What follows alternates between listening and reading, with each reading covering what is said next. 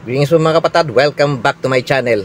Maraming salamat po sa Diyos at meron naman po tayong pagkakataon para makapag-vlog. Ngayon po mga kapatid, isi-share ko lang po sa inyo itong aking ginawang DIY na conversion. Yung aking stereo, kita nyo naman, ito po dati itong ating original na stereo panel o yung front panel natin. One din po siya. Ginawa ko po siyang 2 din. Ayan mga kapatid, yan 2D na siya ngayon. Dati po yung mga kapatid, dito siya nakalagay sa ilalim. Yan, dyan siya nakalagay. Parang nahihirapan ako kapag ginagamit ko yung reverse cam nya. Tsaka nahihirapan akong magpipindot na kasi masyado naman siya mababa. And kung manunod ka ng video dito sa likod, naharangan siya ng cambio. Kaya naisip ko na ilipat yung dito, yung aking 2D. Yan, inilipat ko siya. Kaya ngayon, ganyan na siya ngayon. At tapos, ayan, pagka siya, ina-atras ko siya. Ayan.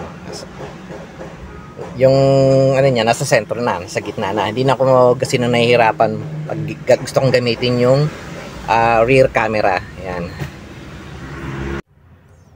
Shoutout po kay Sir Brian Kiambao. Sa kanya ko po nabili itong napaka-fresh na 2D panel. Ayan. Maraming salamat po sa iyo, Sir Brian Kiambao. And shoutout din po kay Sir yung isang vlogger po, si Tipid Review. Ayan. Kay Sir Tipid Review. Sa kanya ko po kasi napanood ko yung yung video niya. Ito nga yung 2D conversion, napanood ko siya. Kaya madali na para sa akin na gawin tong conversion na to kasi may guide na ako. Ayan, ito nga po pala mga kapatid, ang aking sasakyan po ay isa Toyota Corolla XL. And itong 2D na to, 7 inches po yan mga kapatid. Yan, 7 inches po siya. Ayan, bali basically ang gagawin lang po natin yung butas niya. Bali ang sukat niya is 7x2 eh. Gagawin yung 7x4. Yung butas niya, lalakihan nyo. Lalakihin nyo yung butas niya. And yung sukat niya, huwag nyo kukuhanin itong frame. Kailangan kuhanin nyo ito, tingnan nasa likod. Ito, sa likod. Yan, ito to. Dito po. Yan. Yan, dyan po. Yan. Yan ang susukatin nyo. And maganda po niyan yung pag magkakat kayo ng butas, kailangan po yung medyo masikip ng konti. Yan, masikip ng konti siya. Para yan, kita nyo fit na fit siya. Kasi hindi nyo malalagyan ng bracket sa loob yan eh. Kaya ang hahawak na lang po talaga dyan yung fit, pagkaka-fit ng ng 2D dito sa ating panel. Yan po mga kapatid, yan, ganyan kalaki ang kinat ko mga kapatid. Yan, ganyan kalaki siya. Gumamit po ako ng Dremel tool, yan. Meron po akong Dremel tool. Yan, kaya hindi ako kasi nung nahirapan kasi meron akong Dremel tool. Ayan. Ito 7 inches yan eh. Ito. Bali gagawin nyo, kakat nyo. Yun yung magiging guide nyo. Kakat nyo lang siya papaganon, pataas. Yung original na sa 7 inches, kakat nyo lang siya pataas tsaka sa pababa. Ayan, nakita nyo mga kapatid, sa taas nga tingnan yung gano'n kalaki na bawas ayan, ganyan. Tapos naman sa ilalim, ayan, kita nyo mga kapatid, ayan yung sa ilalim. Ayan, ganyan yung laki nang nabawas dito sa ating panel. And kung mapapansin nyo mga kapatid, diba ito po ay mayroong 4 na switch. Ayan, mangyayari po niyan, matatanggal po yung switch po dito sa ibabaw. Ayan, ito po yung mga switch na yan ito yung dalawang switch na yan dito. Yan, dati po dito yung nakakabit eh.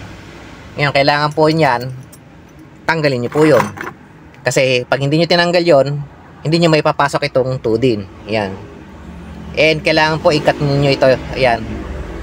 Ito tong ilaw. Para sa ilaw to eh. Dito sa ilaw. Mga ilaw ng panel.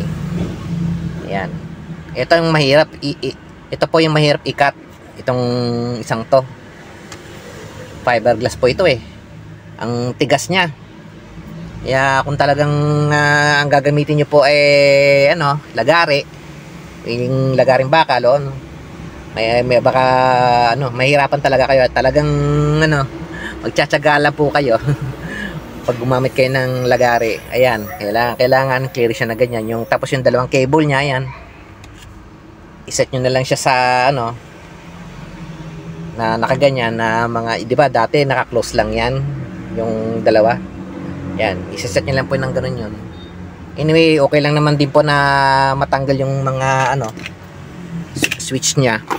Ito, yung dalawang switch niya, okay lang na matanggal kasi hindi na rin naman na lagi nagagamit yun eh. Usually nagagamit lang yung pang sa para sa aircon. Ayan, ganyan po siya mga kapatid. And then nyo lang, dali lang nyo lang, kabit nyo lang yung mga wires.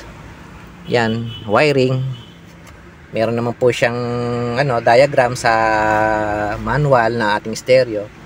And madali nyo na po yung may kakabit. And then yan.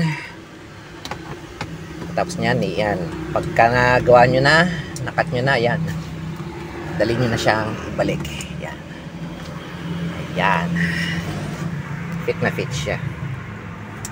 Yan. Muna nga natin. Yan, ganyan siya mga kapatid. Yan Toyota. Yan, ganyan po ang itsura niya pag natapos po siya.